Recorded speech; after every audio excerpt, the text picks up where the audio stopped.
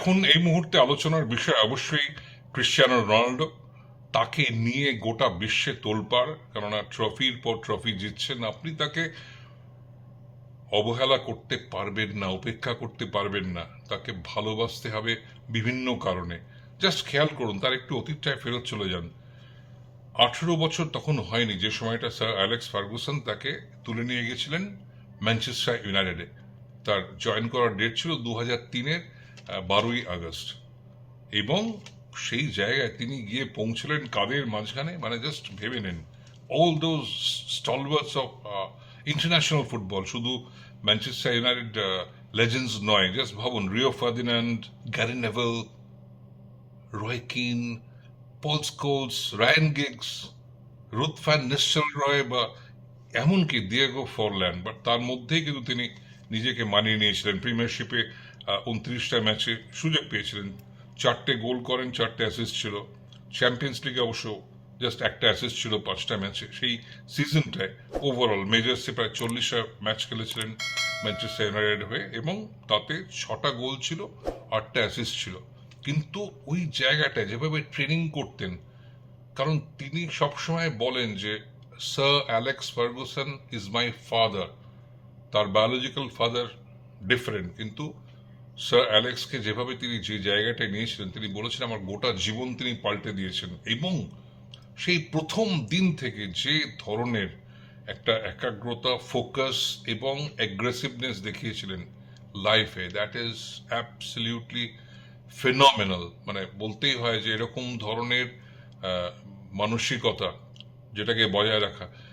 একটা training time থাকতো, হয়তো ধরা ধরা যাক সকাল 8:30টায় ক্লাবে ট্রেনিং হবে, 6:30টায় 2 ঘন্টা আগে তিনি পৌঁছতেন, এবং হয়তো সুইম করছেন, হয়তো এক্সট্রা ল্যাপস দৌড়চ্ছেন, নিজেকে আলাদা করে স্পেশালি তৈরি করেছেন। এবং সেই একাগ্রতা, সেই হার না মানা মানসিকতা, সেই লড়াই করার যে ক্ষমতা, সেই ব্যাপারটা আজকেও 40-এ পৌঁছেও কিন্তু বজায় রেখেছেন, যেটা ইনক্রেডিবল, মানে অসাম। ভাবা যায় না যে এরকম ধরনের মানুষ, আমরা যারা সাধারণ মানুষ, তারা তো 35-40-এর পরেই মনে হয় লাইফ স্লো ডাউন করছে। এই রে, একটু হাঁটুতে টান লাগছে, একটু ছুটতে গেলে হাঁপ ধরছে, একটু সিঁড়ি ভাঙলে কষ্ট হচ্ছে, হয় না আপনাদের অনেক সময়? বা এরকম যারা একদম অ্যাক্টিভ স্পটে আছেন তাদের কথা বাদ দিয়ে বলছি, বা যারা আলাদা করে জিম করেন বা এরকম করেন, সেটা বাদ দিয়ে সাধারণ অ্যাভারেজ লোকজন। বাট এই লোকটা পারফরমেন্সের একদম টপ লেভেলে নিজেকে মেনটেন করেছেন, মেনটেন করছেন, এবং পারফর্ম করে যাচ্ছেন। রাইট টাইম, রাইট প্লেস পৌঁছে যাচ্ছেন, গোল করছেন। যে যে অ্যাওয়ার্ডস পেয়েছেন, যত ট্রফি পেয়েছেন, যে যে সম্মান পেয়েছেন গোটা লাইফ, সেটা তো অবশ্যই থাকবে বা রয়ে যাবে। কিন্তু যেটা আমাদের বেশি মনে থাকবে, দ্যাট ইজ হিজ স্পিরিট। এই যে মানসিকতা, এটা সত্যি জীবনের জন্য বলা যায় একটা শিক্ষা, যে Cristiano Ronaldo is a case study. আমার কাছে খুব অদ্ভুত মনে হয়। আমি স্পোর্টস সায়েন্টিস্টও বটে, এবং একসঙ্গে ফুটবলের খুব তন্নিষ্ঠ এবং একনিষ্ঠ ছাত্রও বটে, খুব মনোযোগী ছাত্র। বাট আমি অ্যানালাইজ করার চেষ্টা করি, বিভিন্ন খেলোয়াড়দের দেখেছি যে যারা টপ লেভেলে দ্য ওয়ার্ল্ড বিটার্স তারা ছিলেন, তাদের মধ্যে যে ধরনের ট্রেটসগুলো থাকে, যে মেন্টাল ক্যারেক্টার্সগুলো থাকে, সেগুলোকে আমি স্টাডি করার চেষ্টা করি। Ronaldo is somewhat different. একটা অ্যাগ্রেসিভনেস তার মধ্যে আছে। তার কারণ কি জানেন? 15 বছর বয়সে তার একটা হার্টের অসুবিধা দেখা দেয়। Disease call tachycardia. ডিজিজ নয়, একটা কন্ডিশন যেখানে হার্টটা খুব দ্রুত বিট করে। যদি আমাদের সাধারণ দের ক্ষেত্রে বিট করে হয়তো 72 থেকে 80 এরকম রেঞ্জে, ওর সবসময় 124-25 এরকম হতো।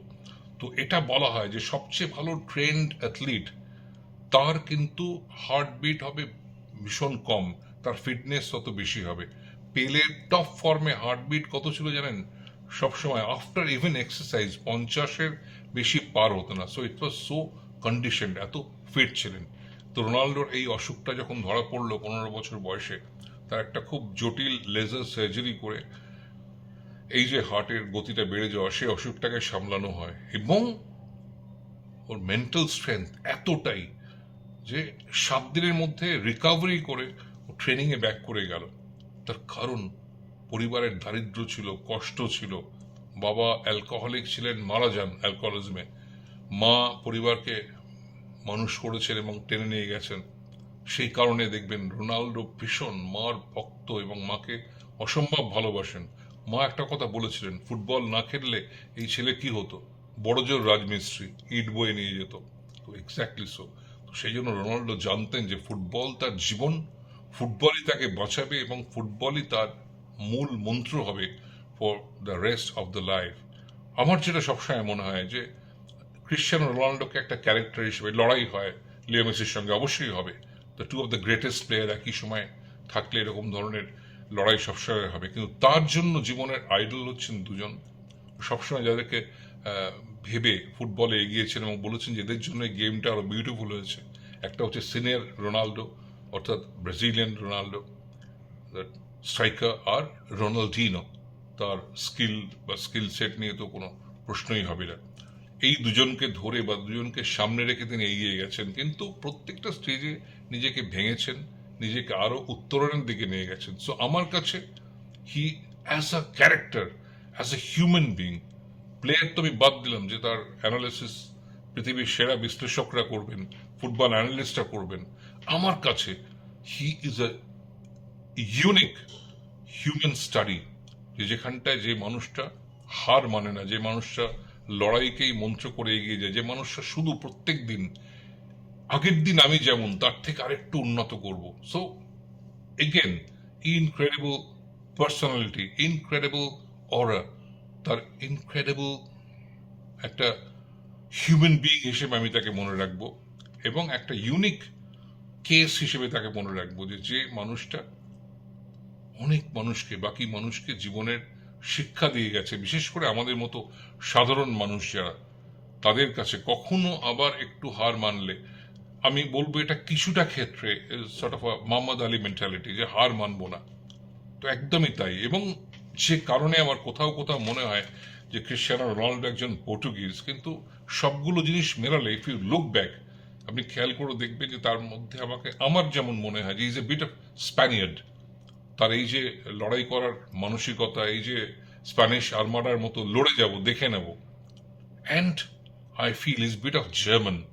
তার এই যে রেজিলিয়েন্স, এই যে প্রতিরোধ করার ক্ষমতা, এই যে নিজেকে টপকে যাওয়ার চেষ্টা, এটা জার্মানরা করেন, কখনো হার মানেন না। আর skill, different type of movements, tricks, বিভিন্ন রকম চেষ্টা করেছেন। আমার সবসময় মনে হয় যে he is bit Brazilian as well. But তিনি বলেন যে দিনের শেষে আমি সবচেয়ে খুশি with that Brazilian jersey. But to me again, এবং আমার মতো অসংখ্য মানুষের কাছে he is a unique human being, sportsman, athlete, ওয়ার্ল্ডের সেরা, অবশ্যই এটা নিয়ে কোনো তর্কই হবে না, এবং all time one of the all time greats. কিন্তু আমি এইভাবেই তাকে মনে রাখবো, বা পৃথিবী মনে রাখবে যে one of the greatest fighters. Hats off again, Cristiano Ronaldo.